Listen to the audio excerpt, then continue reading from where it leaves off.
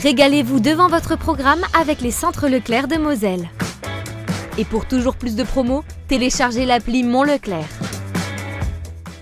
Tout de suite, votre émission avec Inextil Concept. Inextil Concept, imagine, fabrique et installe votre cuisine. Divertissez vos émotions avec le Casino 2000 de Mondorf-les-Bains.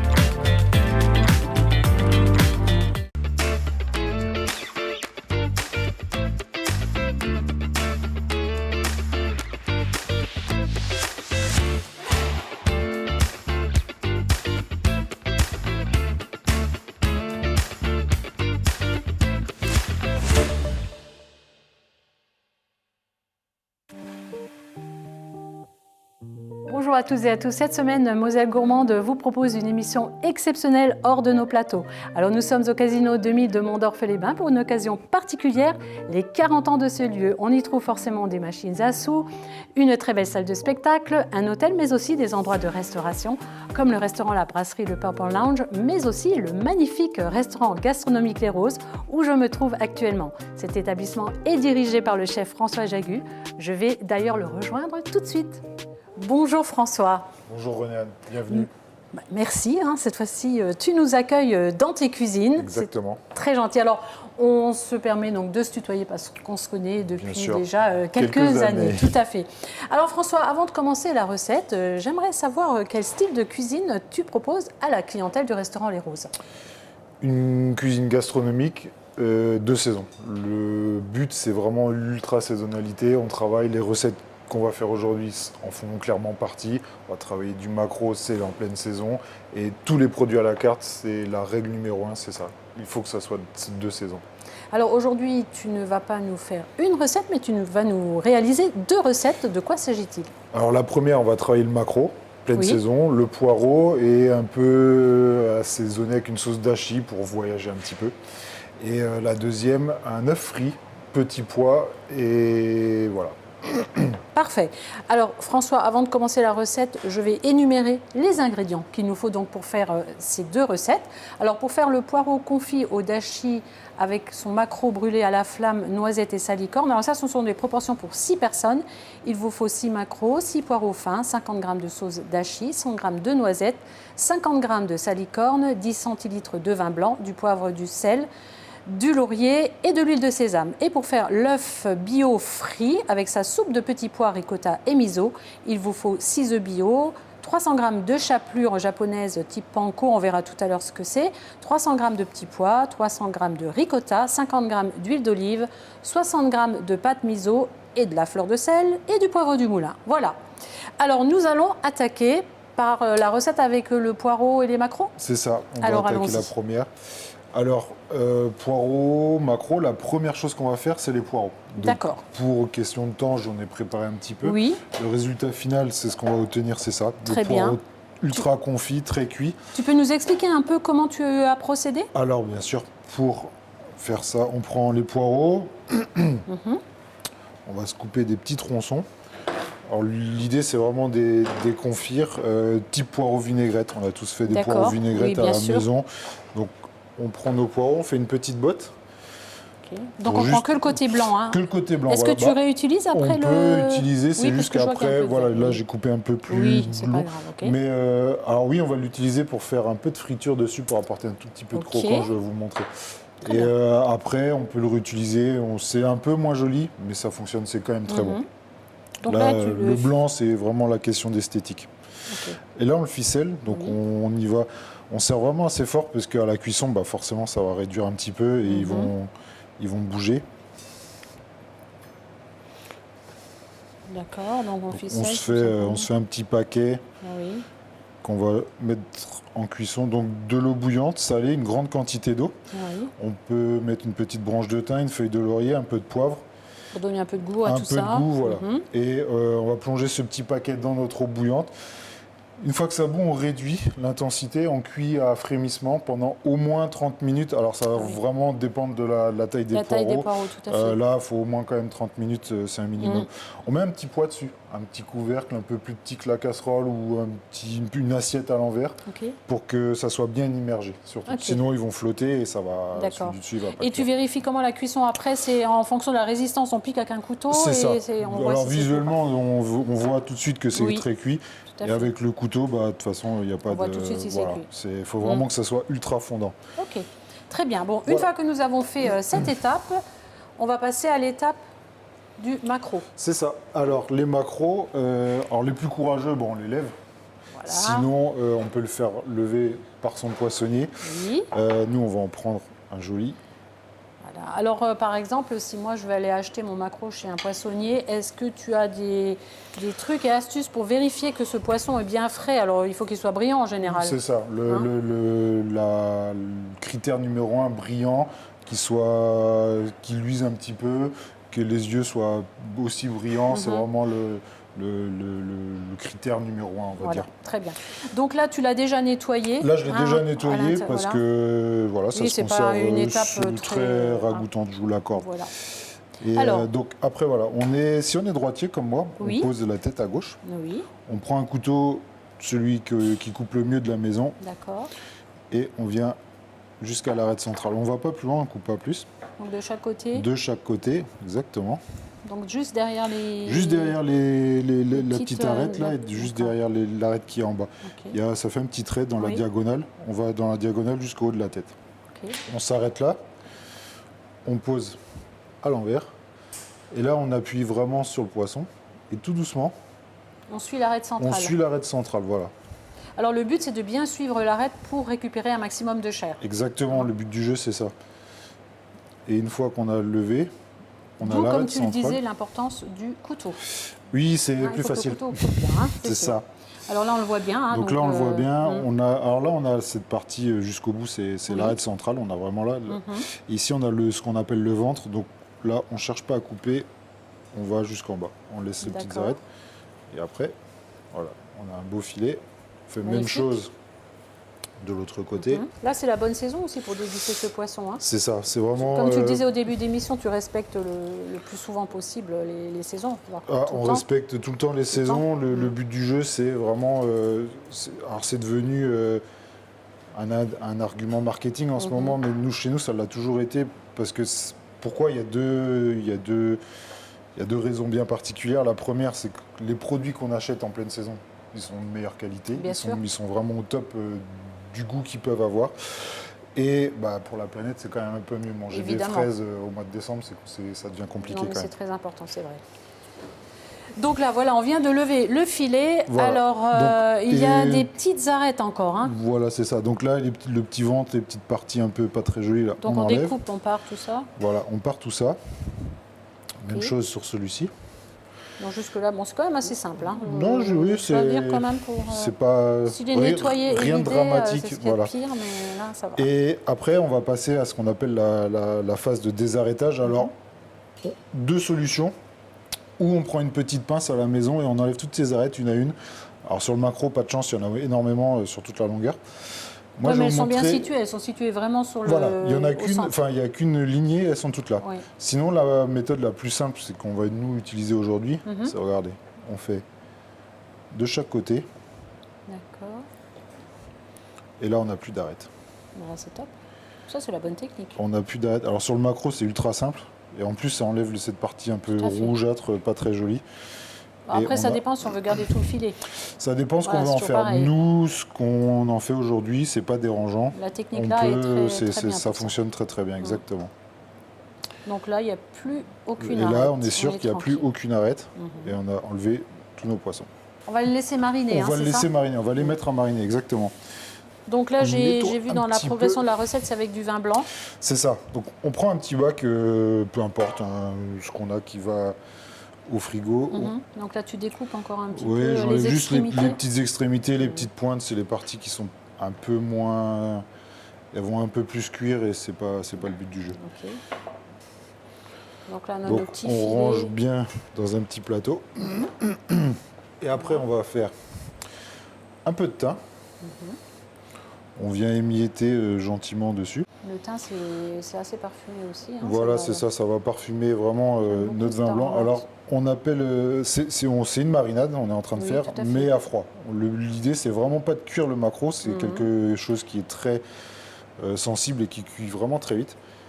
L'idée, c'est de le faire une marinade à froid. Donc la feuille de laurier, on la pince Oui. pour faire sortir un peu le goût, mais on la casse pas, on laisse juste comme ça. Ah, feuille de laurier aussi, c'est assez puissant au goût, donc avec parcimonie, Oui, hein, avec les feuilles de laurier. parcimonie. On a tendance Oui. à un peu trop en mettre, c'est facile, C'est vrai. c'est une ou deux ou trois ou quatre. mais c'est Non, très non, non. parfumé. C'est deux, c'est déjà Ça presque suffit. énorme, largement, exactement. Voilà, donc là, on a les filets, On a les filets. le thym, le laurier, et maintenant, On va mettre un peu de sel. Alors, moi, c'est de la fleur de... Alors, la fleur de sel mélangée avec un peu de piment d'Espelette.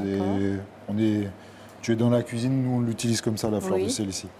donc là, on fait un petit rappel, on a le filet, la feuille de laurier, le thym et La fleur de sel. La fleur de sel, voilà. Et maintenant, Un dernier petit coup de moulin à poivre. Ok. Si à la maison, on a un moulin, on peut l'ouvrir le plus gros possible, que ça fasse un peu type poivre concassé. ok, Un petit tour comme ça. Et là, on rajoute notre vin blanc. Un vin blanc sec, si possible, ok. de préférence. Et voilà, on mouille à peine à hauteur. Et ça, on va le laisser mariner le temps de cuisson des poireaux. Une grosse Ça demi-heure. suffit. Ça Ah oui. suffit. Ok. Ça va prendre... là, on a vraiment le goût puissant du vin blanc, de l'alcool. Très Donc, bien. il ne faut pas les laisser trop longtemps, sinon ça va cuire.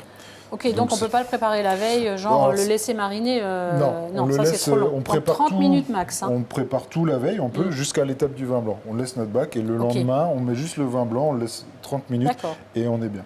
Bon, alors on oublie maintenant ça un petit peu. Et Voilà. puis, donc on va passer à l'étape suivante. C'est donc la friture On va faire des poireaux. petite julienne de poireaux. Tout à l'heure, on avait parlé de ces poireaux qui restent, la petite partie encore. Bah, ça en fait partie. Donc tu vas nous montrer Donc un on petit utilise juste la petite technique pour faire un peu de julienne. peu. Oui, On prend, même chose, un beau couteau. On coupe jusqu'à la moitié du poireau. d'accord. Pas plus. On s'arrête. Et là, on l'ouvre comme un livre. Ok. Donc on ne le coupe pas en deux. Hein. Non, surtout On pas. On l'ouvre coupe d'un juste seul à la côté. moitié. On enlève Oui. la partie centrale qui est un peu plus Oui. dure.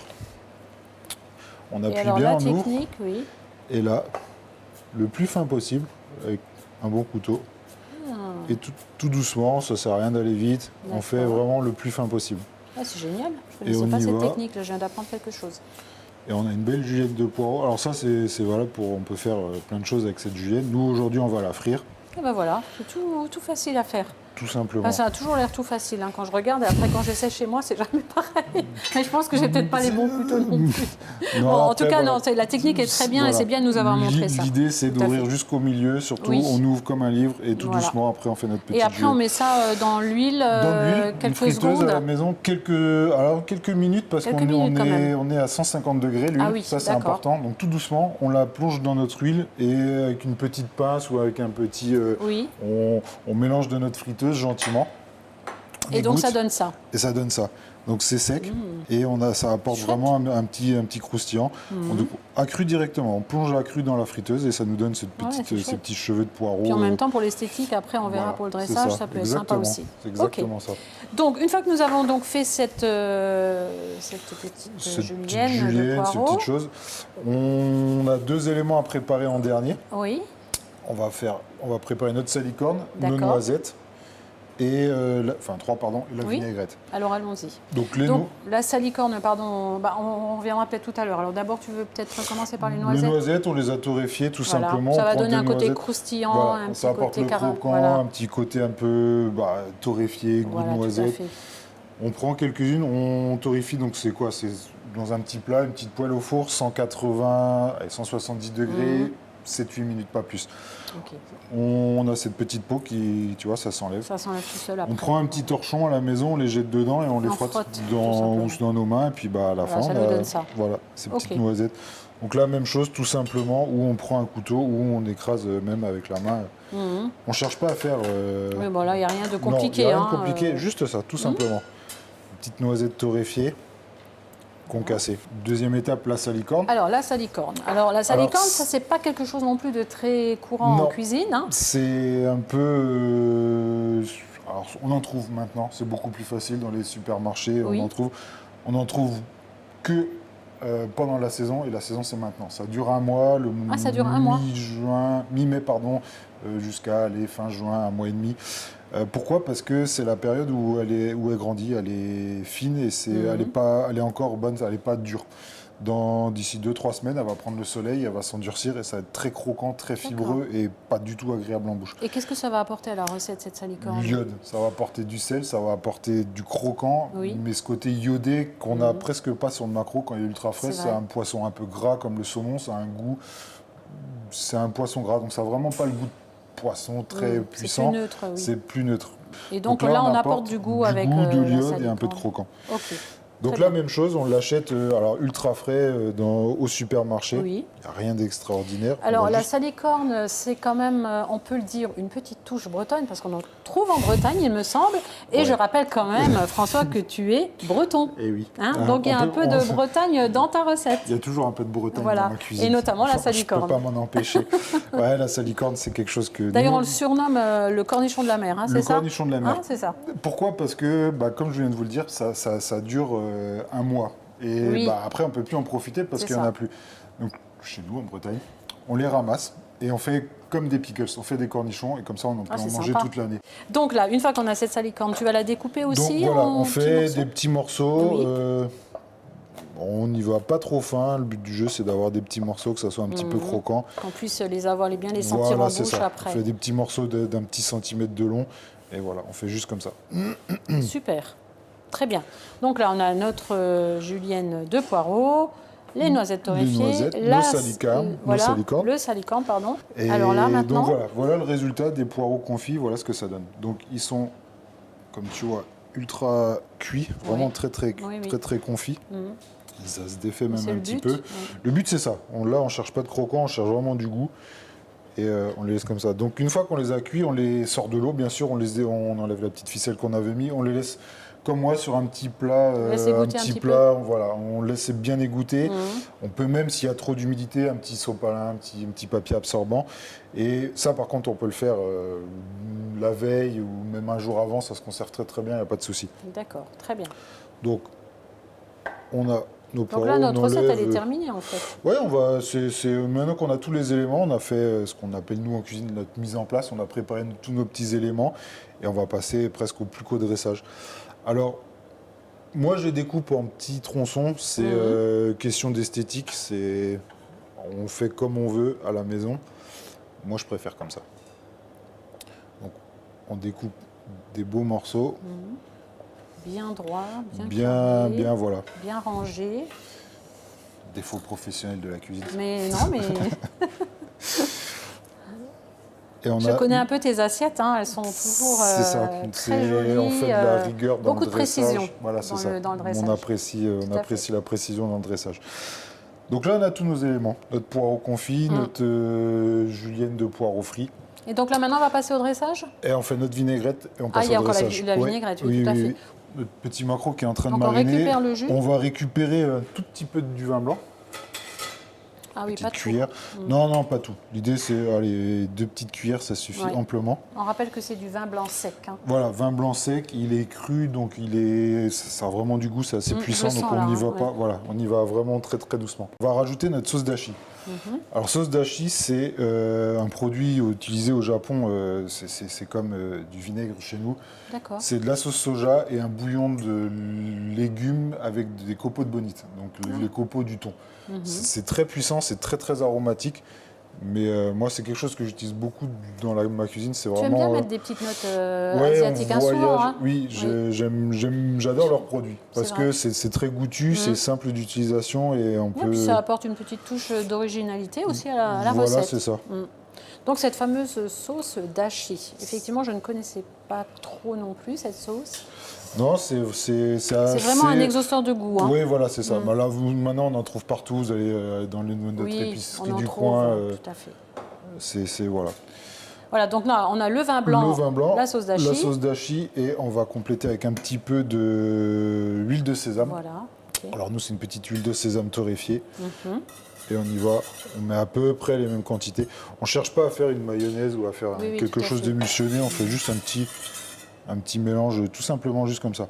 On va juste venir napper notre maquereau à la fin. C'est juste ça. On rajoute pas de sel. La sauce d'achi, c'est déjà quelque chose de salé. On a déjà mis la fleur de sel sur le maquereau, donc on laisse comme ça, on est très bien. On mettra un tout petit peu de fleur de sel à la fin, ça suffira. On a tous nos éléments. Donc là, c'est bon, on peut passer au dressage. On dresse. Très bien.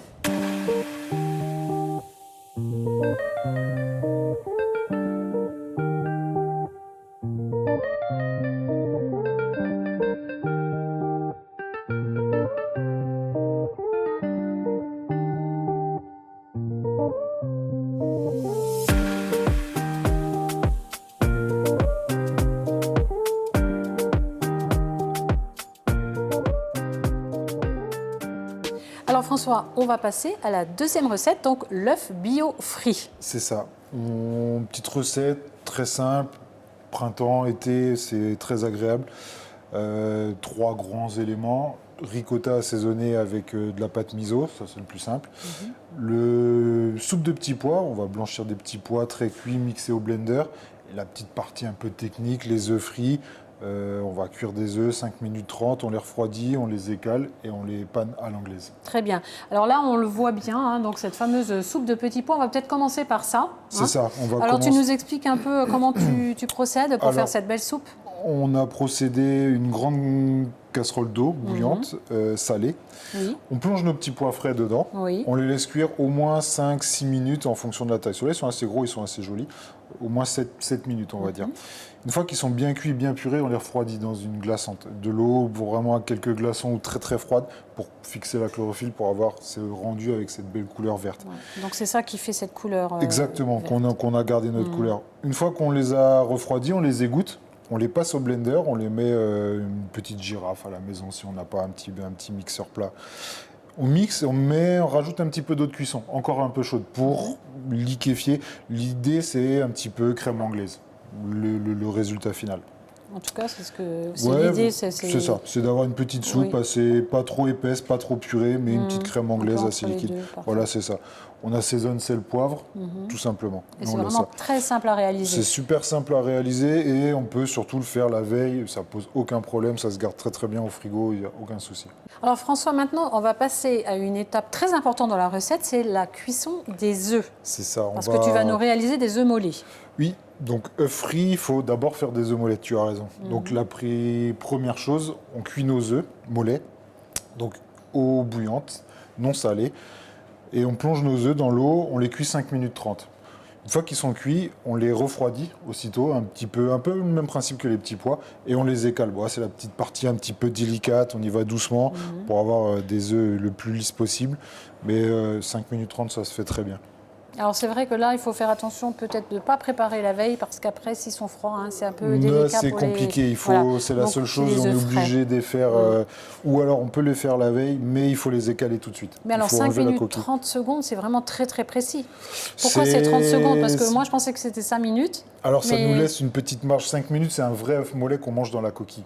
Et si on veut l'enlever, c'est un peu compliqué. D'accord, donc pour les caler, après, c'est aussi peut-être plus simple. Donc on rajoute 30 secondes pour simplifier un petit peu la vie. On retient la petite astuce. C'est ça, très bien. Ça évite d'en casser un sur deux. Alors je vois qu'il y a de la ricotta aussi. Alors, ensuite... La ricotta, ça va être la deuxième partie, très simple. Ricotta, où on la fait maison, où on l'achète, chez son crémier, au marché. On prend notre ricotta. On écrase légèrement. Oui. Un petit tour de moulin à poivre, un filet d'huile d'olive. Alors là, on y va, on prend la meilleure huile d'olive qu'on a à la maison, l'extra vierge, on ne cuit pas, donc on peut vraiment y aller. D'accord. Et pour l'instant, on ne met pas de fleur de sel, on n'assaisonne pas, on va rajouter un tout petit peu de pâte de miso. Donc le miso, c'est du soja fermenté, on le trouve dans les grandes surfaces, maintenant on le trouve assez facilement. Donc on salera vraiment à la fin. C'est assez salé quand même. Ouais, voilà, c'est un petit peu salé, donc on ne met pas notre sel tout de suite parce que sinon, petite surprise de sursalage, c'est un peu désagréable. Donc là, on mélange tout simplement. On mélange tout simplement, même pas trop. On n'exagère pas. L'idée, c'est d'avoir un petit peu. De la bouillie, quoi. Ouais, voilà, on veut pas faire de la purée, c'est pas garder un petit peu la texture de la ricotta. J'étais un petit peu pas assez généreux en huile d'olive. Ouais, je vois que tu en mets pas mal quand même de l'huile d'olive. Oui, il faut apporter. La ricotta, c'est quelque chose de vraiment neutre, c'est Oui, un c'est fromage plat, Mm. donc il faut apporter un peu de relief. Donc là, on a ces petites préparations. Alors ça, on peut le préparer la veille aussi, pas de souci, Ça, c'est pas de souci. ça Très bouge bien. pas. Donc là, on a notre ricotta. Donc maintenant, on va passer donc à la cuisson des œufs. Enfin, tu vas d'abord les passer dans la D'abord chapelure, la hein. panure, Voilà, dans la chapelure, panure. c'est ça. Alors explique-nous. Donc là, c'est la petite partie technique. Il nous faut 3 bacs, un avec de la farine, un avec des œufs battus, classique. Et alors, moi, nous aussi, au restaurant, on utilise de la chapelure panko. C'est du pain, tout simplement. C'est ce qu'utilisent les Japonais pour faire, vous savez, les petits beignets de crevettes. Oui, tous ces tout petits à beignets. fait. Bah, c'est ça. C'est du pain cuit très très fin et qui est mixé. Après, si on n'a pas de panko, de la chapelure classique, Oui, on peut ça prendre fonctionne. un pain rassis. Un pain rassis qu'on voilà. mixe, Oui. il n'y a aucun problème avec ça. On Alors. prend un œuf, on le roule dans la farine délicatement. Alors, on choisit plutôt une farine neutre. Est-ce qu'il faut la tamiser? Non, pas utilité. Non, simple farine simple neutre. farine neutre. Ça Pas. suffit. L'idée, c'est vraiment pour faire accrocher l'œuf. Donc, pas de goût, pas de farine particulière. Après, si on n'a que ça, une farine de pois chiches ou de quoi que ce soit à la maison, ça fonctionne aussi très Ça va bien. aussi. Il n'y a pas de.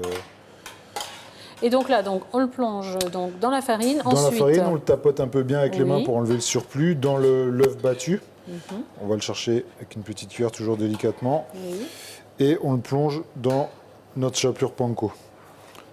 Donc là, on le recouvre Donc là, complètement on de le cette recouvre. chapelure. Hein. Voilà, c'est ça. On porte une belle attention à ce qu'il y en ait vraiment partout. C'est ce qui est le plus Je vois important. ça.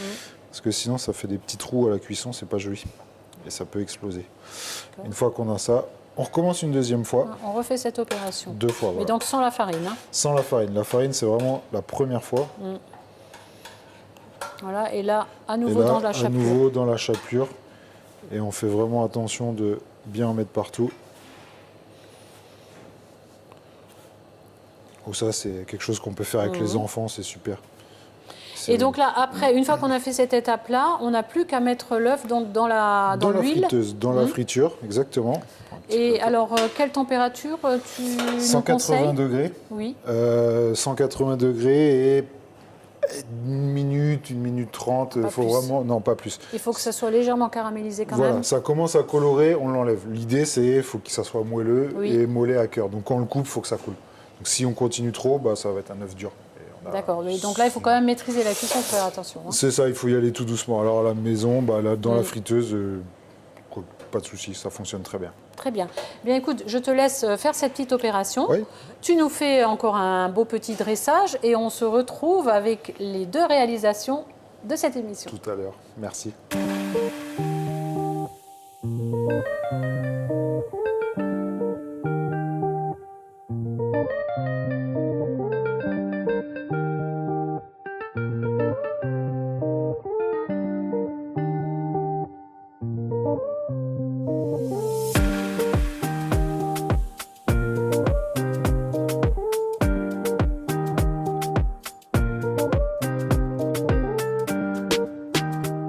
Alors, on a quitté les cuisines du restaurant. Pour venir en salle. Voilà, après c'est le meilleur moment, la dégustation, Exactement. François. Alors là, on se trouve vraiment au cœur du restaurant, c'est vraiment magnifique. Et d'ailleurs, ce restaurant a été complètement refait il n'y a pas très très longtemps. Hein. Non, juste 2021, il a 2 ans, on a refait, comme tu peux constater, Oui, tout. c'est vrai, c'est très très bien. On a refait C'est très joli. Du sol au plafond, on Oui. a profité du temps où on était fermé pour faire tout ça. C'est vrai, donc c'est voilà. cosy, c'est design, il faut vraiment venir, c'est chouette. Alors on va revenir à nos réalisations, enfin à tes réalisations plutôt. Tu nous fais un petit rappel de ce que tu nous as Ouais. réalisé? Donc notre première recette, le maquereau brûlé à la flamme, nos Oui. poireaux confits au jus de dashi, la salicorne et les noisettes. Et notre second plat, l'œuf bio frit, la ricotta et la soupe de petits pois au miso. Voilà, alors on voit aussi ces petits pousses de Alors, c'est des petits on pousses de petits pousse de c'est ça? petits pois parce que pour continuer le petit pois Oui. jusqu'au bout. Et le pouce de petits pois que j'achète chez Axel et Aurel, 2 jeunes qui ont monté une société sur Thionville et qui font pousser plein de petits micro-végétaux et micro-pousses qu'on utilise beaucoup chez nous ici sur tous les plats de la carte. Et je voulais les mettre en avant parce qu'ils font un joli travail. En tout cas, c'est très joli dans l'assiette, vraiment de très belles assiettes. Alors l'émission s'achève. On a passé un excellent moment avec toi, François. Merci, vraiment, c'était Aurélien. très sympa. J'espère revenir peut-être une autre fois pour une recette. Ou alors, toi, tu viendras chez nous, dans nos studios. Avec grand plaisir. Merci beaucoup. Merci à toi. Si vous voulez revoir l'émission, éventuellement refaire les 2 belles recettes de François Jagu, eh bien, vous allez comme d'habitude sur notre site Moselle TV. Je vous souhaite une très belle semaine et on se retrouve évidemment comme d'habitude samedi prochain avec un nouveau chef et sa recette. Bonne semaine.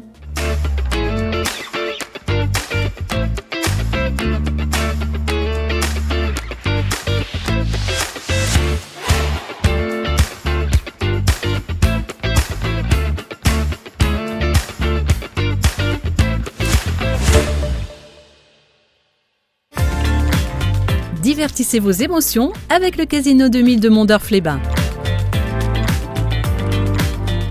Tout de suite, votre émission avec Inextil Concept. Inextil Concept, imagine, fabrique et installe votre cuisine. Régalez-vous devant votre programme avec les Centres Leclerc de Moselle. Et pour toujours plus de promos, téléchargez l'appli Mon Leclerc.